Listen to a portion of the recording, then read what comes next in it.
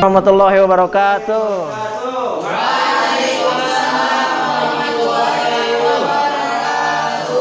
Alhamdulillah, sehat semua. Baik, alhamdulillah. Hari ini kita bertemu kembali menindaklanjuti pertemuan kemarin. Pertemuan sebelumnya itu membahas tentang konsep media massa. Nah, sekarang aplikasi salah satu program yang masuk kepada media massa adalah kita akan membuat blogger misalnya, dan nanti itu bisa dipakai buat konten bisnis, konten pembelajaran dan lain sebagainya. Baik, sebelum dimulai biar kita mendapatkan keberkahan, ketua kelasnya silakan pimpin doa. Sebelum kita mulai belajar pada kesempatan kali ini, supaya lebih berkah, kita awali dulu dengan tahun 19 para serta doa.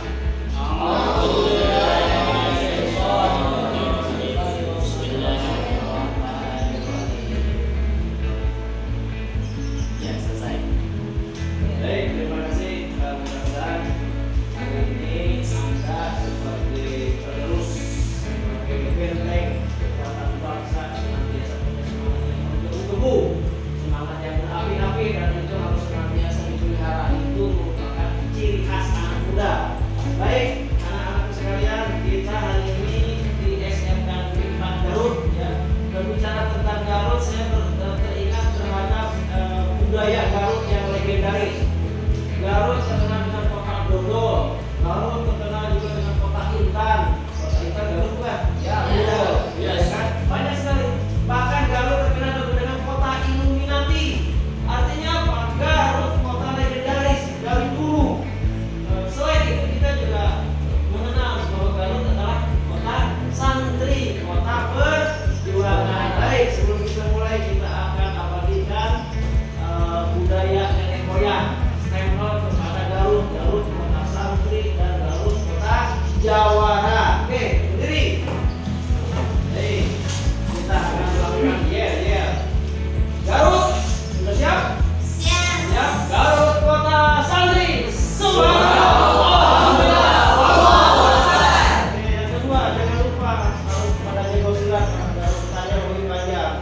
Jegernya siapa? Garut.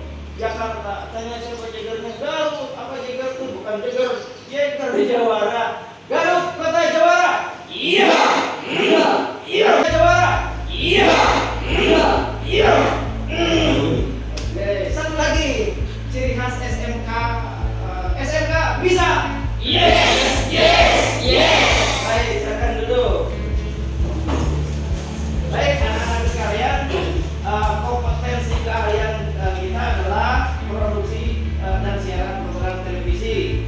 Kemudian mata pelajarannya adalah media, komunikasi massa. Mata pelajarannya komunikasi massa. Kemudian kompetensi dasar itu adalah keahlian dasar yang harus kalian miliki, adalah menerapkan proses komunikasi massa.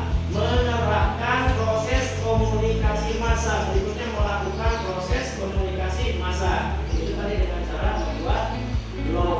Tujuan pembelajaran hari ini adalah Anda mampu membuat blog sebagai salah satu bagian dari komunikasi massa. Di situ Anda membuat konten yang akan dipublish kepada massa. Paham ya? Baik. Ya. Baik, anak-anak sekalian, saya ingin mereview saja. Apa itu mereview? Mengulang kembali pelajaran tentang kemarin. Nanti diakhiri dengan kita membuat proyek, membuat blogger. Jadi nanti Anda bikin blogger sesuai dengan kehendak Anda, dan kemudian nanti kita isi blogger itu dengan konten-konten yang bermanfaat, dan mudah-mudahan bisa ditindaklanjuti. Nah, ini sebagai mereview ulang bahwa komunikasi ini adalah satu proses penyampaian informasi, pesan dari komunikator kepada komunikan. Nah, dalam komunikasi massa, komunikannya adalah massa. Gitu. Ada proses penyampaian itu. Kenapa ini ada sekolahnya, ada ilmunya? Padahal orang sudah secara otomatis bisa berkomunikasi. Tidak sesederhana itu.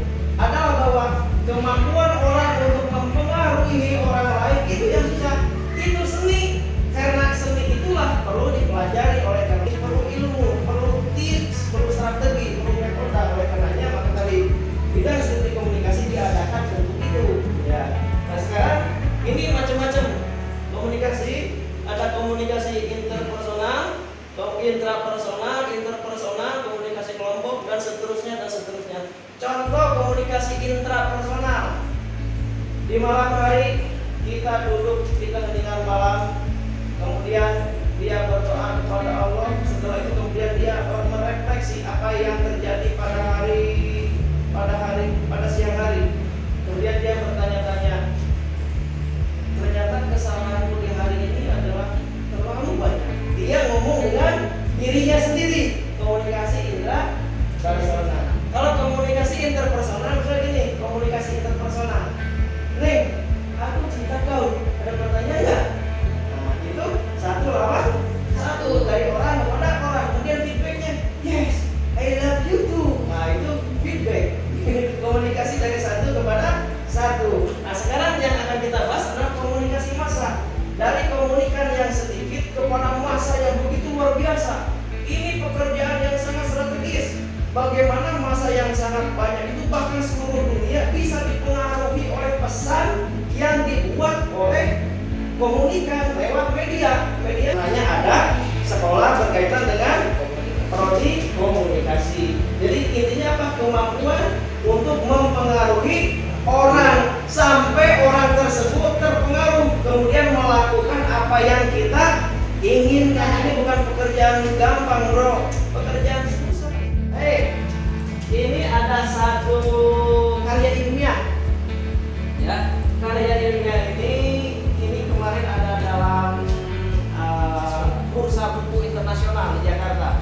Pak Fadlizon sudah baca buku ini, Pak Fahri Hamzah sudah baca buku ini buku top 10. Dan rupanya masyarakat perlu membaca buku ini. Dia dibuat oleh seorang jurnalis terkenal.